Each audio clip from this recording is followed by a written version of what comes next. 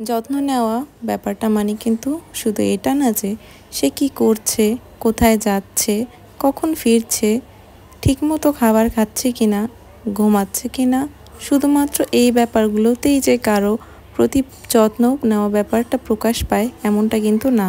আপনি কারো home situation বোঝেন, তার ইমোশনাল রেসপন্সিবিলিটি নেন, তার ফেইলিয়ার্সগুলোকে অ্যাকসেপ্ট করতে জানেন, আপনি তার চেষ্টাগুলোকে অ্যাপ্রিসিয়েট করেন, তার গুড আর ব্যাড টাইমসগুলোতে তাকে সাপোর্ট করেন। থাকার হলে এমনিতেই থাকবে is bullshit. You gotta take care of the person who is ready to invest in you. Investing does not always indicate to time or money. Emotional investment matters too. ভালোবাসলে একটু যত্ন করতে হয়, আর যত্ন জিনিসটা অবশ্যই নিজের মন থেকে আসতে হয়। যত্ন কখনো কাউকে জোর করে করা যায় না। আপনি যাকে ভালোবাসেন তার প্রতি টেক কেয়ার আপনার মন থেকে এমনিতেই আসবে। আপনি তার প্রতি সবসময় উদ্গ্রীব থাকবেন যে সে কী করছে। আসলে মেয়েদের জীবন অনেক অদ্ভুত, তাই না?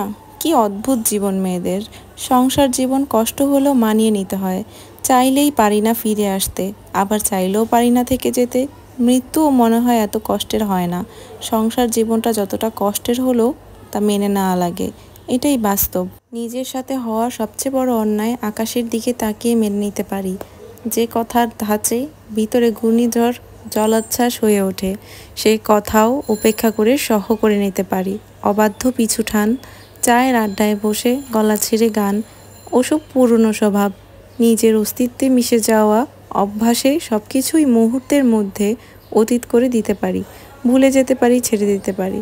পারি না শুধু বিশ্বস্ত মানুষদের থেকে বিশ্বাসঘাতকতা মেনে নিতে।